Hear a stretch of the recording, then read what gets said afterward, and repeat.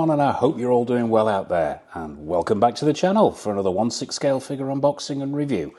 And today we're going to be taking a look at the Big Chief Studios take on Baron Samedi, as played by Geoffrey Holder in the 1973 James Bond movie Live and Let Die.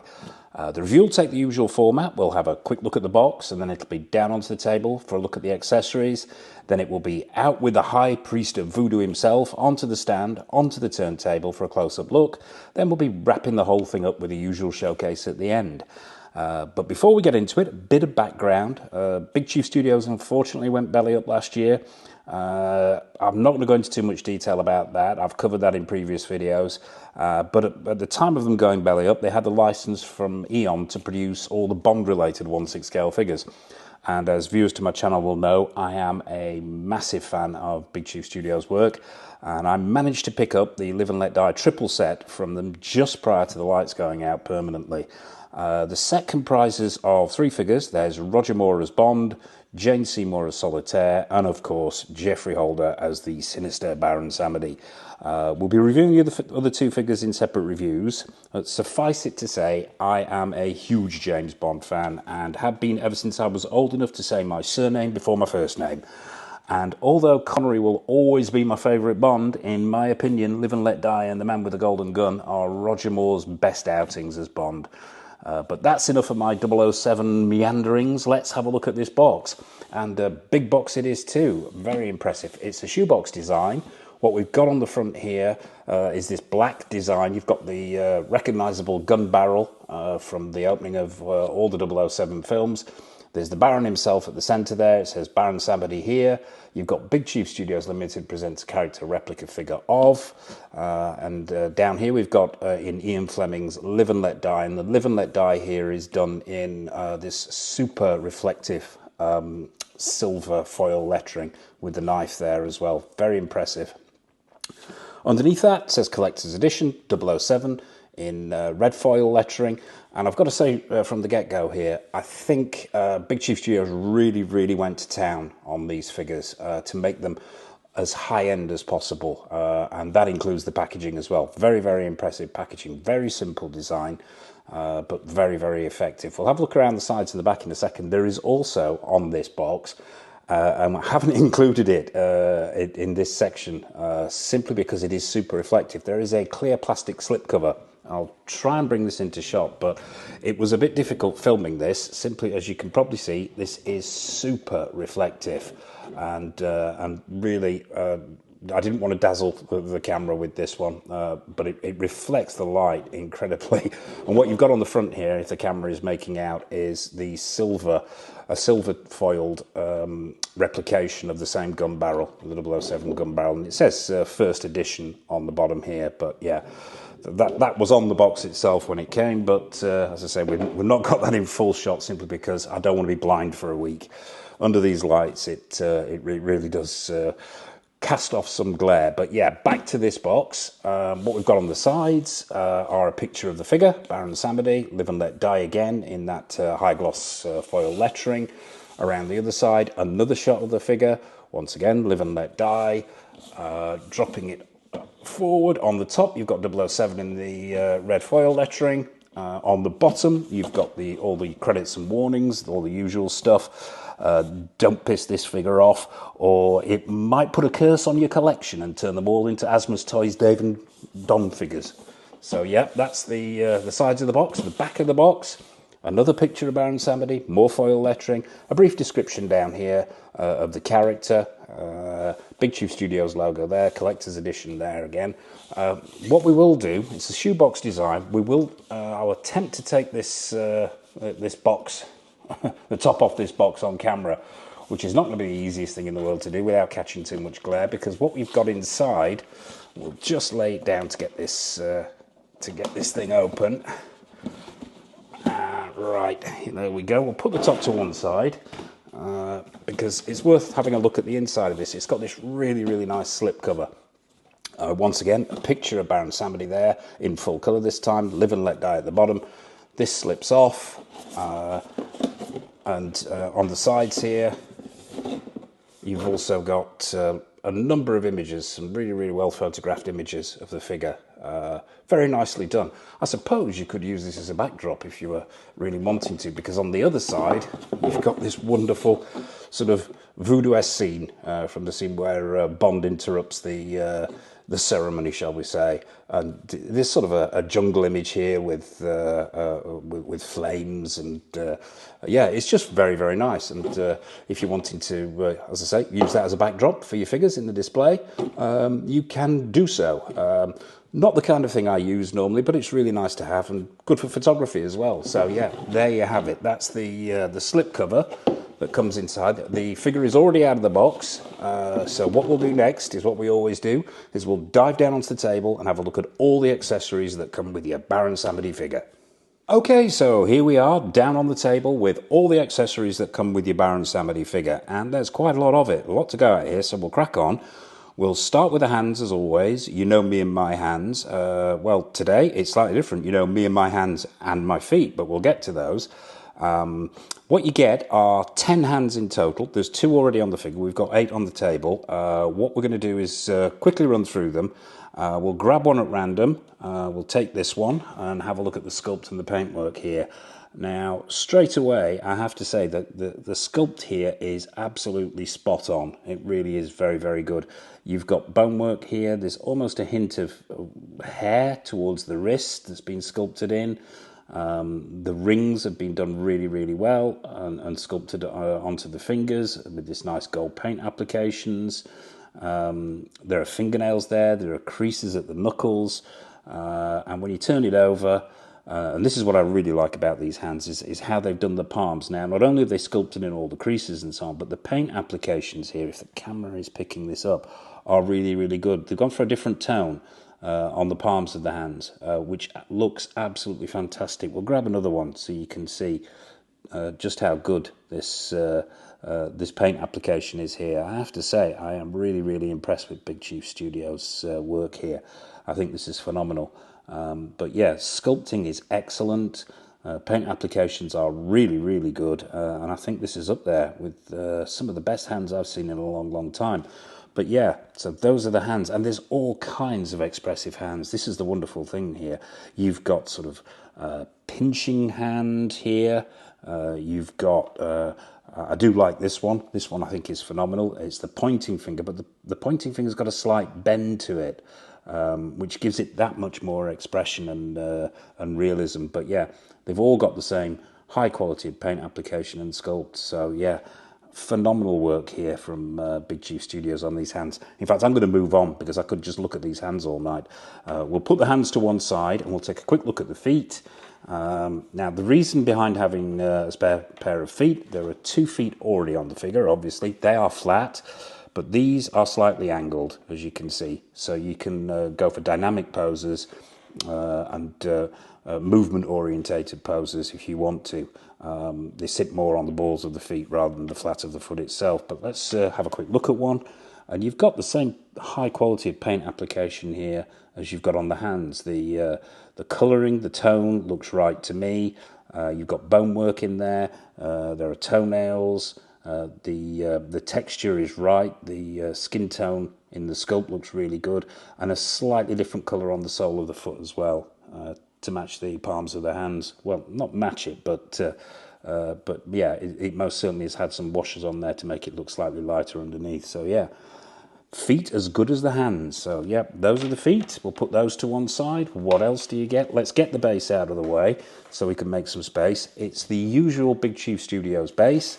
For the uninitiated out there, this is pretty much the base that comes as standard with the majority of their 6-scale figures. What you have got is this, it's all plastic. You've got this oval with this sort of silver matte paint effect on the top here. You've got this slot here, which is for the nameplate itself. Relatively simple. Flip it over. It says Collector's Edition on the bottom here, and the usual credits and bits and pieces. It's got 4 foam feet. Actually, it's got 6 foam feet, which is good to see. So if you're putting this onto a glass shelf, you're going to get the minimum of slippage, which is great. The eagle-eyed amongst you will have noticed the battery compartment. Those who are regulars to my channel will have seen my Big Chief Studio reviews before and know what this, probably know what this is already. Simply take this screw out here, insert 3 AAA batteries, and flip this little switch here. And what happens is, when you touch the front portion of the base itself, I don't know whether the camera's catching that, you've got some LEDs there that light up. There is a touch sensor apparently in here somewhere. Finding it can be a nightmare sometimes. Getting it to work can be problematic. We'll put it down and see if there we go. It's gone off again. I sort of have a love-hate relationship with these bases. They just, you know, it's one thing that lets it down. It's not a feature that I use. There you go, it's on and it's gone off again. They have a mind of their own. They really do. But the idea of this is that you take the base, and hopefully those lights have stayed on, and you take this opaque plastic, well, I think it's actually resin, this resin nameplate, and you insert it here, and it illuminates. Now, this actually works a lot better than some of the earlier figures. I don't know how they've done it, whether it's whether they've made this smaller, or whether, I think it's probably actually the resin they've used on the front of this nameplate. But this actually does work, and you get a sort of the light bleeds through the edges of the nameplate and through the bottom as well, and it's quite impressive. Not the easiest to see thing to see in this light, but if it's something you want to use in your display, it's an option. I don't use this option myself simply because it can be quite touchy. Forgive the pun. This thing now doesn't want to turn off. You're supposed to be able to switch it on and off by touching somewhere around here, but yeah.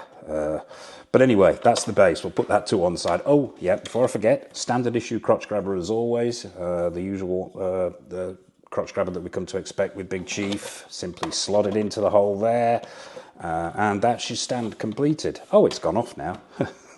They do amuse me, these bases. They really do have a mind of their own. But yeah, let's crack on with the rest of the accessories. Put that to one side.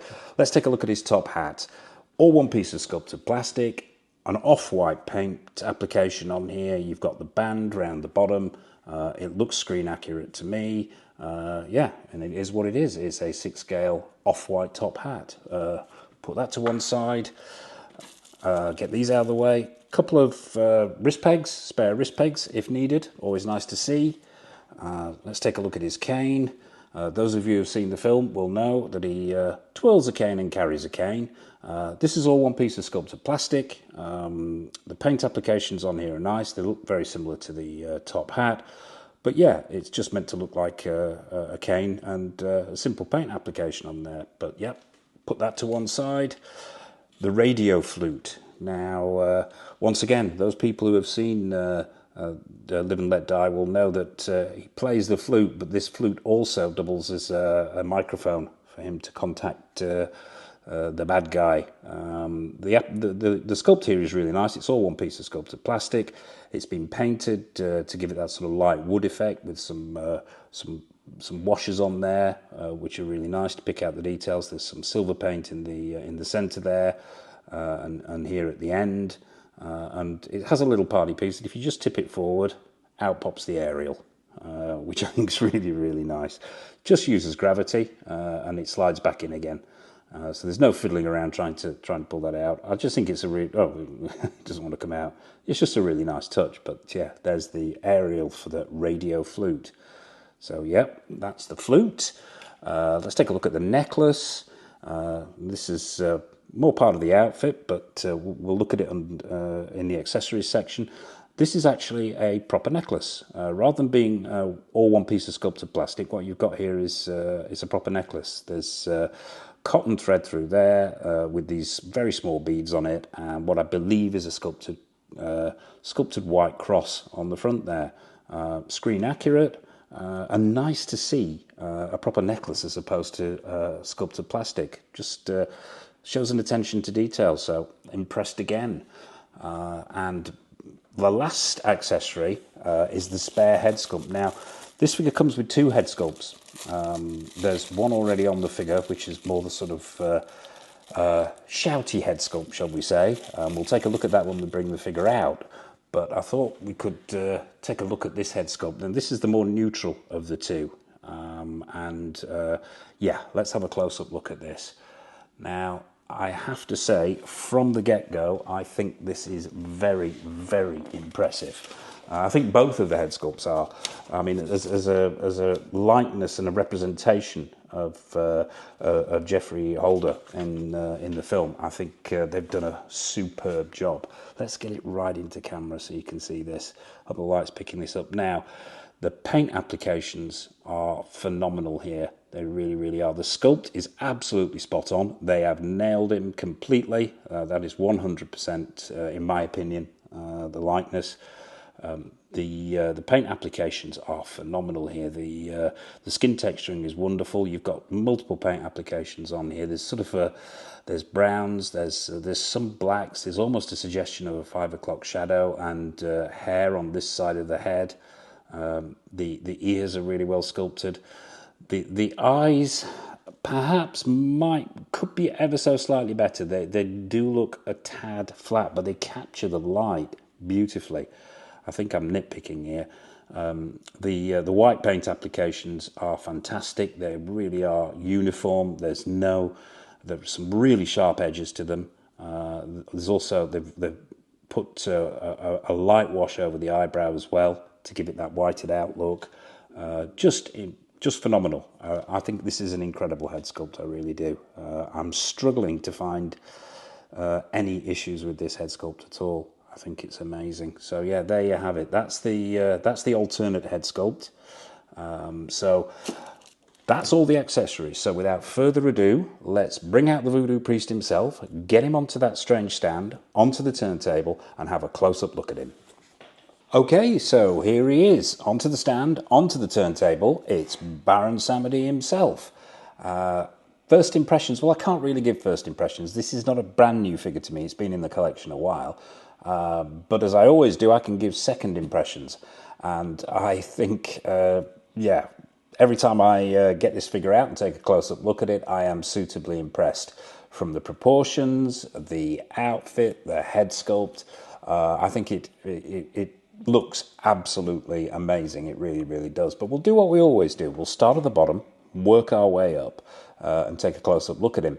Before we do that, though, a couple of things worth mentioning, actually. It dawned on me in between takes just how this base does actually work. I'd completely forgotten. I put it down to old age. But the actual touch sensor for this base is located on the side. It's not located on the top, as I said previously.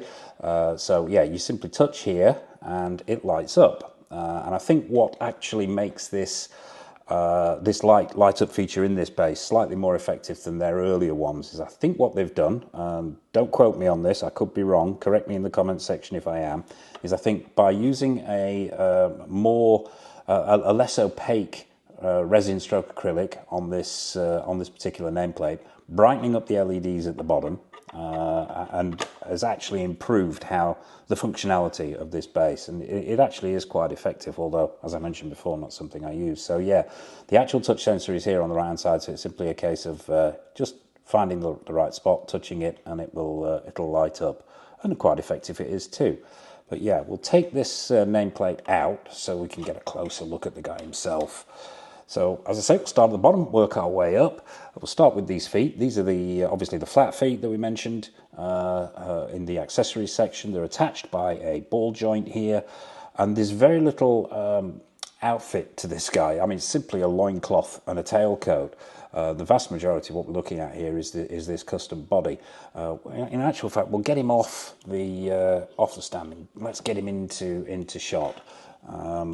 And have a look at this skin texture now. Because of the brightness of these lights, this might come off as being a little bit shiny, but we are using multiple very bright LED spotlights here, and actually when this is displayed, it doesn't look as shiny as this. When it's under normal DTOF lights, it looks fine, but yeah.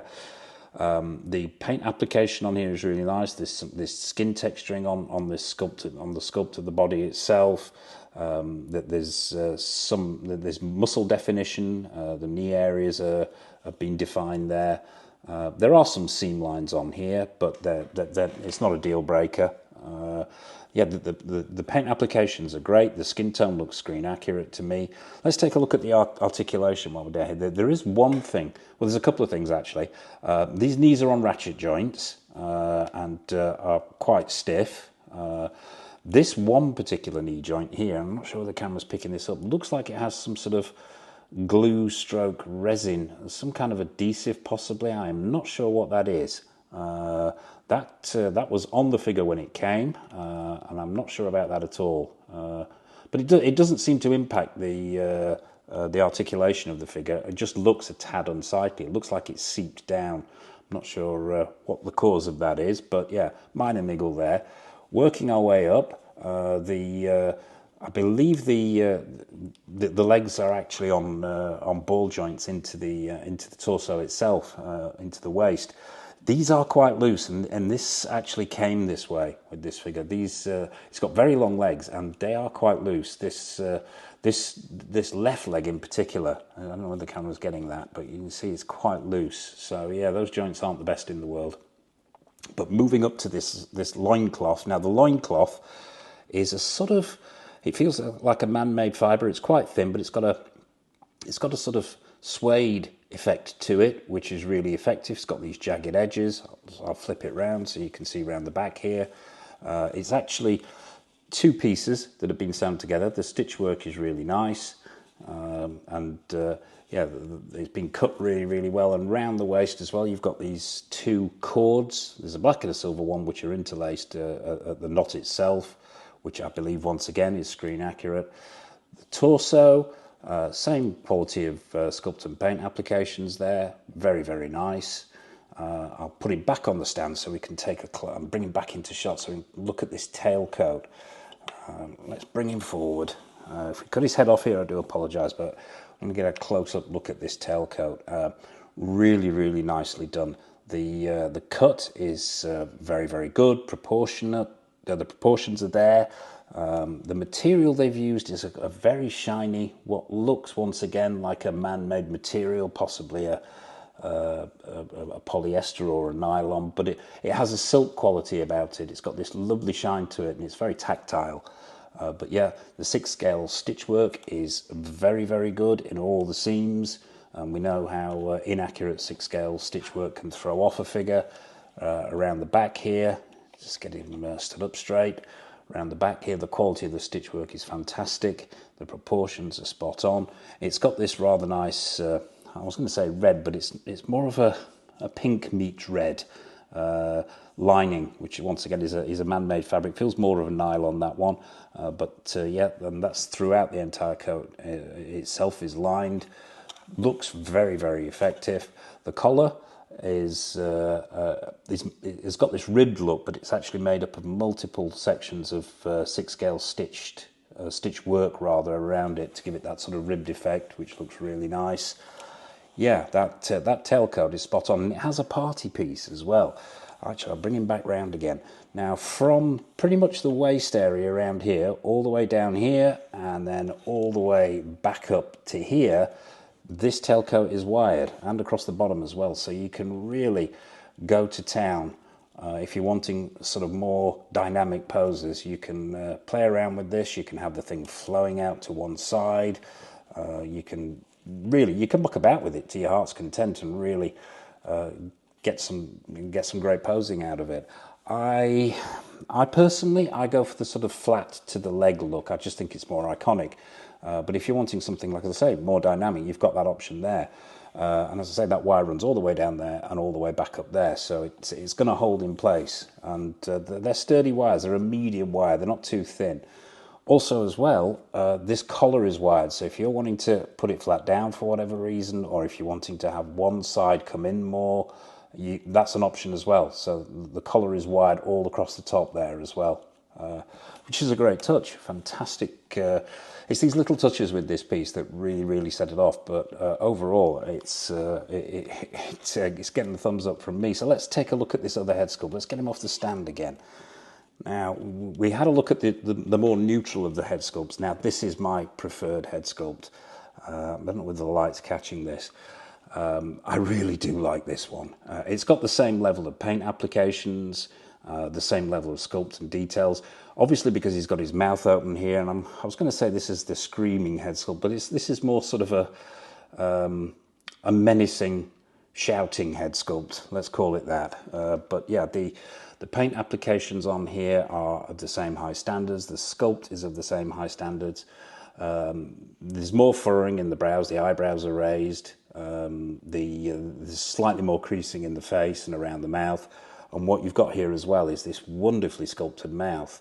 The teeth are really good. You can see the gums, the inside of the mouth, that tongue, really well painted and well sculpted. And yeah, I'd say my preferred head sculpt, this one. I think it really, really is absolutely spot on. And this is the one that I use in the display. So yeah, there you have it. And it really is I mean, I'm struggling to find any angle with this figure where it doesn't look like Geoffrey Holder as Baron Samedi. Perhaps worth mentioning as well at this point, if you are going to handle this figure, if like me, you tend to get burrs, spurs, and so on your fingers or on your fingernails, be super careful handling the tailcoat. It snags very, very easily, and the last thing you want are pulled stitches on this, but it's that kind of material that pulls exceptionally easily. But yeah, so there you have it. That is head sculpt number 2 on Big Chief Studios' Baron Samedi. So let's get him back on the stand and go for final thoughts on this guy. Right, let's get him on there, and let's just straighten out that tailcoat a little bit. Right, final thoughts. Well, I mean, you probably gathered. I mean, I wouldn't have this figure in my collection if I didn't like it, but I think, and I'm going to chance my arm on this one because I've got a lot of BCS stuff. My opinion, this is probably one of the best figures they've ever made, or they ever made, shall we say. I think the custom body is wonderful. It's got a couple of niggles, which is going to affect the score. Well, we'll come to that, but yeah, the body itself is overall, it's phenomenal. The proportions are absolutely spot on. The sculpt work on the body and the paint applications are great. That head sculpt is up there with some of the best in the business, I think. Maybe a couple of niggles there, but we'll come to those, as I said. The clothing is really, really well done, screen accurate, nice materials, particularly well made, and the little touches like the wiring and so on, and the attention to detail is absolutely spot on. So as I say, I think possibly some of Big Chief Studios' best work. I love this figure, I really, really do. I think it has so much presence, so much character. It captures Geoffrey Holder as Baron Samedi, and then it displays. It's one of those figures that people are drawn to in the display. It looks like it's simply going to step out of the detail for itself and start dancing around. But I'm going to stop gushing now. So there you have it. That's Big Chief Studios' take on Baron Samedi, and my take on it as well. So what do you think? What are your thoughts on this? Do you have this figure in your collection? What are your thoughts on it? If you don't have this figure in your collection, please, I'd be fascinated to hear what's your take on this and on Big Chief Studios' work. So yeah, all it remains for me to say is I hope this review's been useful. Let's give it a score. Now, tempted to give it a 10, but can't do that because of a couple of things, a couple of minor things. There's those loose joints at the waist where the legs meet the torso. And also, perhaps the eyes could have been done ever so slightly better. I'm not saying a flatness, because they catch the light beautifully and it's wonderful photography, but up close they do let it down ever so slightly. But these are minor niggles. I'm going to give it a 9.5, and I'm taking points off for the loose joints there, and this could very well just be my figure, the one that I picked up. Other figures may differ. So had those joints not been as loose and those eyes been ever so slightly better, I would have given this a 10, but I'm going for a 9.5. So yeah, there you have it. That's the scores on the doors. I suppose all it remains for me to say is thank you for watching. If you haven't already, please hit that like button. hit that subscribe button, hit that bell notification icon. We've got lots more content coming up. I'm not going to start to list it all here, but we've got a lot of new stuff coming in, a lot of retro reviews coming up as well. So hit that subscribe button, hit that bell notification icon so you're not missing anything. And I'd also like to say a huge thank you to everybody who's already subscribed to the channel and who's already supporting us here at Go Figure. That support is greatly appreciated. Thank you so much for your comments and for following the channel. It's fantastic to see the response that we're getting. So take care of yourselves. Yeah, and without further ado, it's goodbye from me. It's goodbye from Baron Samedi. Happy collecting, and it's over to the showcase.